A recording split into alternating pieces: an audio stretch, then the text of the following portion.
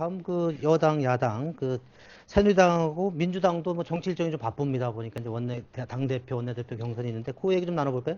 예, 지금 새누리당과 민주당이 총선이 끝나고 다들 당 체제 정비에 들어가 있습니다. 뭐냐면 당 대표, 최고위원, 당 지도부를 뽑는 거, 그다음에 원내대표, 원내 지도부죠. 원내 지도부를 뽑는 선거에 들어가 있는데 새누리당은 우선 보면은 5월 15일 전당대회를 통해서 당 대표와 최고위원을 뽑습니다.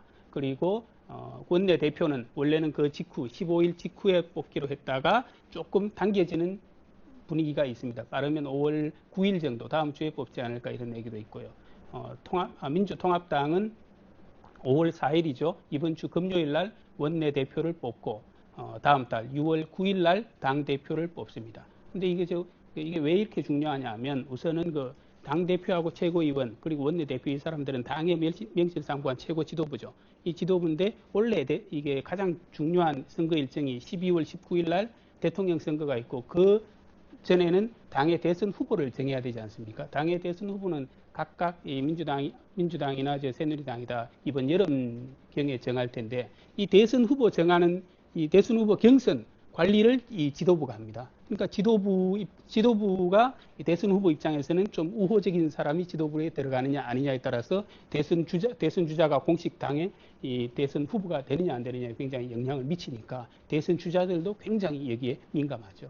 그 아까 우리 브리핑 때도 나왔지만 어느 신문 보니까 제목에 그 눈치 주는 사람과 눈치 보는 사람만 있다 예. 이 얘기인데 도대체 국민 눈치 보는 사람은 없는 것 같아요. 그래서 좀 그 안에서도 정말 예. 눈치 보면서 몸살이고 있고 뭐 이런 것 같은데 실제로 뭐 거론되는 분들이 있는지 예. 어떤 상황인지 좀 말씀. 맞습니다. 뭐 한마디로 뭐 그 딱 이름을 거론하자면 눈치 주는 사람은 박근혜 위원장이고 눈치 받는 사람은 박근혜 위원장을 제외한 모든 당원들이다. 뭐 이런 얘기겠죠. 눈치 주는 사람 있는 건 맞습니까? 얘기 뭐 한번 다들 해보니 알아서 있다고 눈치 다들 있다고 보는 얘기를 건 하죠. 알죠. 지금 뭐 당을 박근혜 위원장이 거의 뭐 장악을 했죠. 사실상 그 비박 진영에서는 이미 박근혜 당이 되어버렸다. 네. 이런 뭐 비판적인 얘기도 하고 있지만 박근혜 위원장이 그래서 지금 당에 완전히 실권을 장악했는데 이번 그 전당대회라든지 원내대표 경선을 앞두고도 좀 조용하게 치르자. 정쟁하지 마라 이런 얘기를 해가지고 이걸 또 어떻게 보면은 전당대회나 이런 당내 선거라는 건 좀 이렇게 시끄럽게 막 이렇게 으쌰으쌰하는 이런 분위기가 있어가지고 이렇게 잔치처럼 치르는 것이기도 한데 조용하게 치르라 이런 얘기는 이미 당권을 장악한 우리가 이제 다 먹겠다는 것 아니냐 이렇게 비박 진영에서는 이해를 하고 반발하고 있는 거죠. 뭐 당 조직 같은 경우에 어느 신문 보니까 7대3 정도라 7할을 좀 차지했다라고 하니까 뭐 저만 상태에서는 좀 느긋한 입장일 수 있겠죠. 오히려 적게 보는 데에서 70% 정도고 아, 보통은 그래요? 뭐 한 80%를 먹은 거 아니냐 이런 말도 많이 나오죠. 지금 뭐 새누리당은 그렇고 민주당은 어떻습니까? 지금 5월 4일이 저기 대회가 있죠? 예, 5월 4일인데 민주당 뭐 요즘 최근에 신문 보셨으면 뭐 잘 아시겠습니다만 민주당도 지금 이 박지원, 이해찬 그 상임고문이 당 대표가 되고 박지원 최고위원이 원내 대표가 되는 이 이박 연대 담합이라고도 하는데 이것 때문에 지금 당이 시끄럽습니다. 근데 우리가 저 국민 정서상도 그렇고 정치권에서도 마찬가지인데 이 강자 연합은 좀 못 봐주죠. 뭐 너들끼리 다 하겠다는 거냐 뭐 당신들끼리 뭐 그런 얘기죠. 근데 약자 연합은 좀 약자 연합에서 맞서는 걸 우리가 어느 정도 상식적으로 봐주는 그게 있는데 지금 대표적으로 이박 연대가 강자 연합이죠.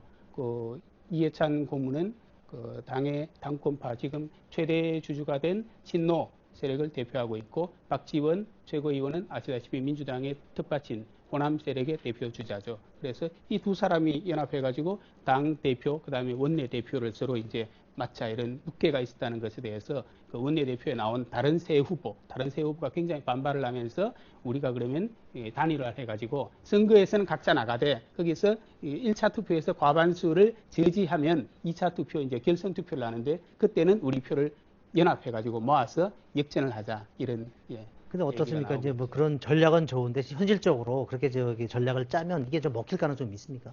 우선은 당내에서 초선 의원이 전체 민주당이 지금 이번 19대 당선자가 127명 아닙니까? 그 중에서 44%인 56명이 초선 의원입니다. 초선인데 이 초선 당선자들이 어떤 선택을 할지 여기에 따라서 굉장히 바뀌는데 초선 당선자들은 기존의 그 개파에서는 상대적으로 좀 자유롭지 않겠습니까? 그럼에도 불구하고 뭐 강자 연합이 지금 이루어진 상태이기 때문에 대체로 시각은 뭐 박지원 원내대표가 1등은 하지 않겠느냐는 시각은 많습니다만 과반수가 안 될 경우에는 굉장히 파란이 일어날 수도 있습니다.